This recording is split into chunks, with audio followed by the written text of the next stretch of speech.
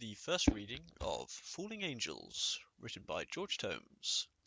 This chapter titled Justice. I walked briskly towards the commander's position. My battle brothers waited with the bikes, as I had ordered. I found the commander sheltering in a shallow trench, reading out grid coordinates into his Vox.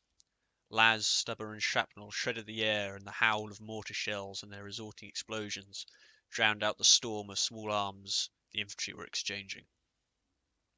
"Captain," I said as a way of announcing myself.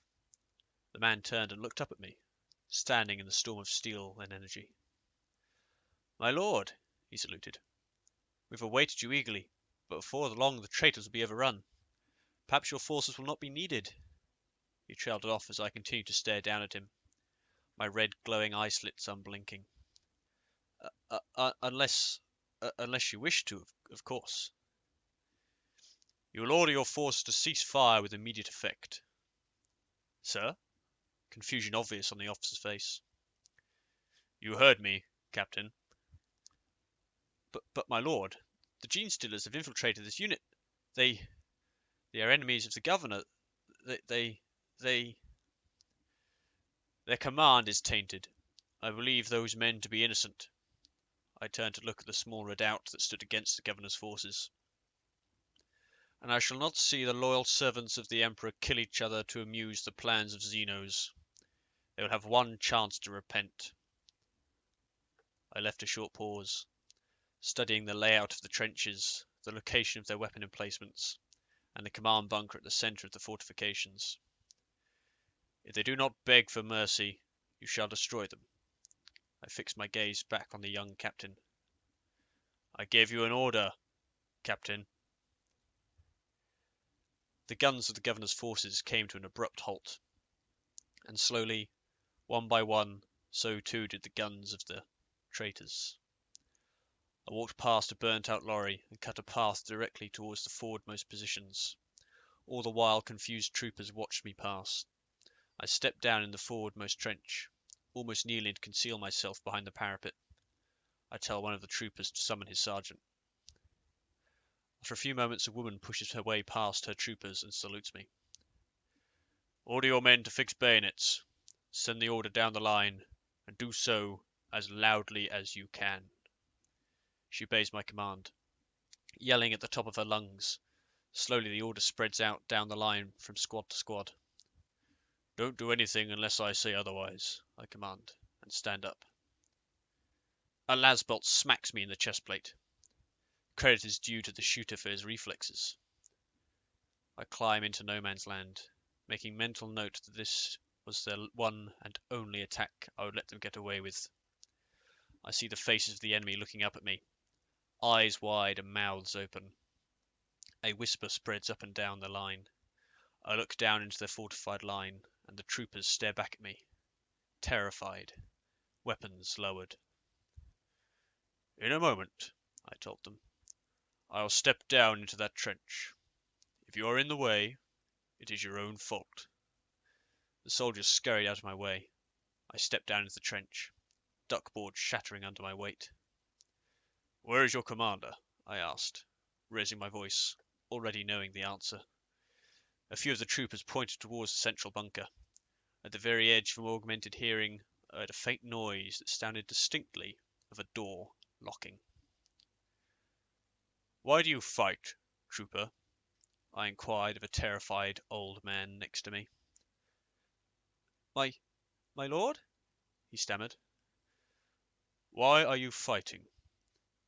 "Because the commander told us the alien had corrupted some units. We await governor's relief force. But you are here, my lord." "I am here, trooper, and you have been deceived." I pushed past him, brushing soldiers aside as if they were annoying tall weeds in a garden. They learnt quickly and climbed out of the trenches to clear my path towards the bunker. The armoured door was shut, but I tried the handle for what it was worth. It did not move. I knocked on the door 3 times, my adamantium fist striking the reinforced ceramite with a noise to rival the mortar bombs. No answer came. I am Sergeant Keller of the Space Marines chapter, the Blood Hunters, servant of our beloved Emperor. You will open this door in the next 10 seconds, or I shall kill everyone inside this pitiful structure. There was silence for a few moments. I noticed as curious troopers closed in around me. Watching. I counted the seconds. When I reached 5, I heard the familiar sound of a single las shot. I took this as an answer. My fist smashed into the ferrocrete near the door's hinge. A chunk of the stone broke off. I struck again at the lower hinge and dug my fingers in around the door frame. The door resisted for a moment as I gained purchase on it, but against my genetically modified bulk, perfected by the Emperor himself, it could not hold me back. I ripped the 400-kilo door from its mounting. I pushed it to one side, peering into the gloom. A storm of las bolts met me. A few cracked past my head as I pulled myself back out of the way. A curious trooper behind me yelped as the bolt caught him in the shin. I held the door now in one hand, like a shield, whilst my other hand found and activated my chainsword. No sense wasting bolt shells. The door crashed into the opposite wall, crushing one of my opponents under it as I stormed the room. I noticed and spared a single thought of pity to the body of a young man lying face down with his arm outstretched, halfway to the door.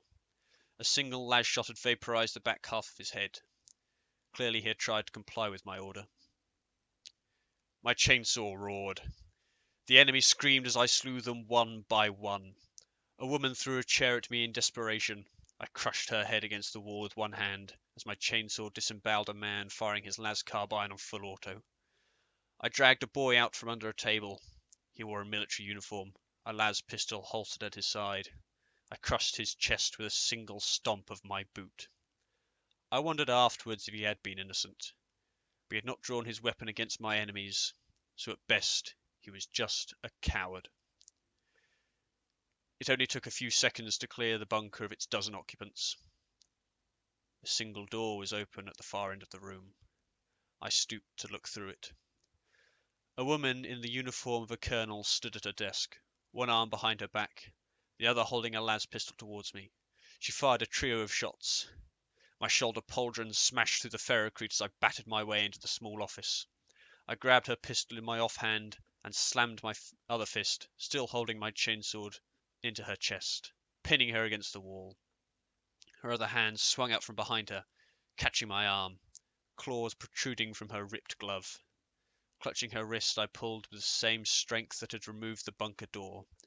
Las pistol, hand and arm departed the company of the mutant's body. It seemed then, as blood gushed against the wall and poured on the floor, that the fight was knocked out of her.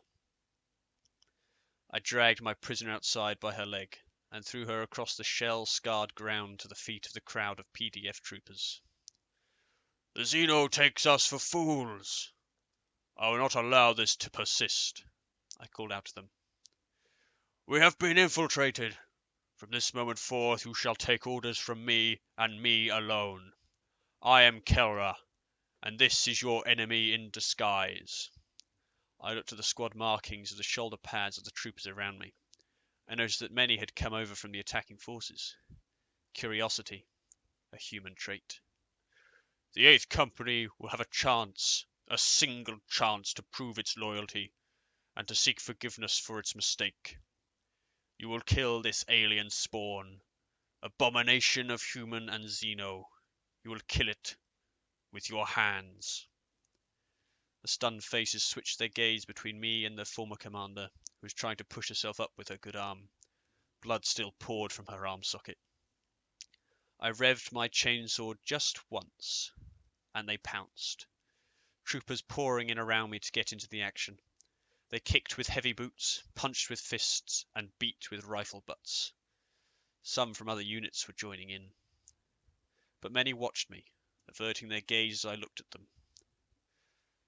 They wanted an angel to save them, and the God Emperor had provided. But if they had expected an angel of forgiveness and mercy, then they would be found wanting. What had they expected? I did not care. What they got was an angel of vengeance, for that is what I was, an angel of death. nothing more.